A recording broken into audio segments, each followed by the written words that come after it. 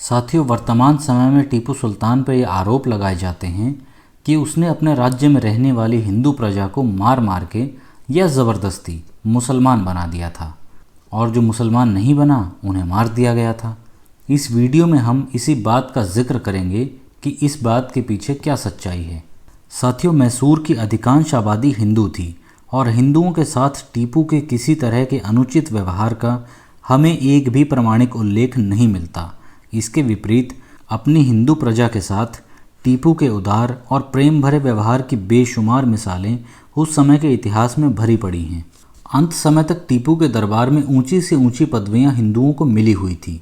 उसके दो मुख्यमंत्री पूर्णिया और कृष्णराव ब्राह्मण थे, जिनमें पूर्णिया उसका प्रधानमंत्री था। इन दोनों मंत्रियों का प्रभाव उस समय अत्यंत बढ़ा हुआ था। इनके अलावा बेशुमार ब्राह्मण टीपू के दरबार में खासकर राजदूतों का काम करने और दरबार में लोगों का परिचय कराने पर नियुक्त थे। एक बार मालाबार तट की हिंदू नैयर जाति के कुछ लोगों ने अपने ईसाई मत स्वीकार करने या न करने के विषय में टीपू सुल्तान से सलाह मांगी थी। टीपू ने उत्तर दिया था कि राजा प्रजा का पिता होता है।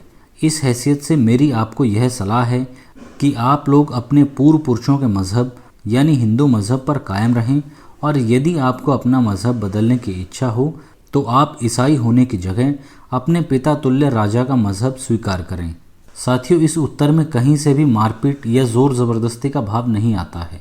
इतना ही नहीं, जगत गुरु श्री शंकराचार्य का श्रृंगेरी मठ मैसूर राज्य में था। टीपू उस समय के श्रृंगेरी स्वामी जगत गुरु शंकराचार्य श्री सच्चिदानंद भारती का बहुत अधिक आदर करता था। जगत गुरु के नाम टीपू सुल्तान के समय समय पर भेजे हुए 30 से ऊपर पत्र इस समय भी मौजूद हैं, जो अत्यंत मानसूचक शब्दों में लिखे हुए हैं।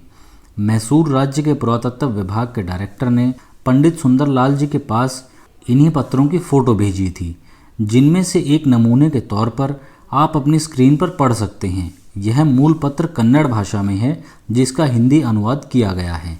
यह पत्र सन 1793 ईस्वी का उस समय का लिखा हुआ है, जबकि जगत गुरु किसी कार्यवश कुछ समय के लिए श्रृंगेरी मठ से बाहर पूना की ओर गए हुए थे। पत्र जगत गुरु के एक पत्र के उत्तर में है। इस पत्र व्यवहार से स्पष्ट है कि उस समय के जगत गुरु शंकराचार्य और टीपू सुल्तान में किस प्रकार का संबंध था। साथियों, टीपू के महल के अंदर अनेक हिंदू पुरोहित और ज्योतिषी रहा करते थे और टीपू की ओर से यज्ञ हवन जप आदि करते रहते थे। मरते दम तक टीपू ने ब्राह्मणों को दान दिए और हिंदू ज्योतिषियों के आदेश अनुसार यज्ञ हवन करवाए थे। भाद्रपद शुक्ला द्वितीय विरोधीकृत संवत्सर अर्थात सन 1791 का लिखा हुआ जगत गुरु के नाम टीपू का एक और पत्र हमारे पास मौजूद है, जिसमें टीपू ने अपने खर्च पर जगत गुरु से शतचंडी सहस्त्र पाठ की व्यवस्था कर देने की प्रार्थना की थी। नंजूनगुड़, श्रीरंगपट्टन और मेलकोट इत्यादि के अनेक हिंदू मंदिरों को टीपू ने अनेक बार नजरें और जागीरें दी थी। इनमें से बंगलौर में टीपू के जनाने महल के ठीक सामने श्री वेंकट्टारमन स्वामी का मंदिर, महल में मिला हुआ श्रीनिवास का मंदिर, श्रीरंगपट्टन के महल के पास श्रीरंगनाथ स्वामी का मंदिर तथा श्रीरंगपट्टन के और अनेक मंदिर आज भी टीपू की धार्मिक उदारता के साक्षी हैं, जिन्हें आप मैसूर राज्य में जाकर देख सकते हैं। टीपू की धार्मिक उदारता के विषय में इससे अधिक सबूत देने की आवश्यकता भी नहीं है। उस तरह के नरेश पर अपनी तुच्छ स्वार्थ दृष्टि से झूठे कलंक लगाना टीपू सुल्तान, उसके देश और उसकी जाति तीनों के साथ अन्याय करना है। टीपू के शेष चरित्र के विषय में उस समय के समस्त ऐतिहासिक उल्लेखों से साबित है कि टीपू एक अत्यंत योग्य शासक और अपनी प्रजा का सच्चा हितचिंतक था। उसकी सारी प्रजा उससे प्रसन्न और संतुष्ट थी। किसानों का वह विशेष मित्र था। उसने अपने राज्य भर में इस बात की कड़ी आज्ञा दे रखी थी कि कोई पटेल, आमिलदार और अन्य सरकारी कर्मचारी प्रजा के किसी मनुष्य से किसी तरह की बेगार न ले, यानी उसकी इच्छा के विरुद्ध कोई काम न करवाए।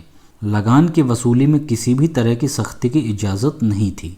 टीपू का कोई बड़े से बड़ा कर्मचारी भी यदि प्रजा पर किसी तरह का अत्याचार करता तो टीपू उसे सख्त से सख्त सज़ा देता था। हर गांव के लोगों को अपने यहाँ के रीति रिवाज संबंधी या दूसरे आपसी झगड़े स्वयं पंचायत द्वारा तय करने का अधिकार था और किसी राज कर्मचारी को उसमें दखल देने की इजाज़त नहीं थी। तो साथियों, उम्मीद करता हूँ कि यह वीडियो आपको पसंद आई होगी और टीपू सुल्तान के बारे में ये सारी बातें सुनने के बाद आपकी निगाह में टीपू सुल्तान के प्रति भी आदर बढ़ गया होगा। आपसे फिर मुलाकात होगी। नमस्कार।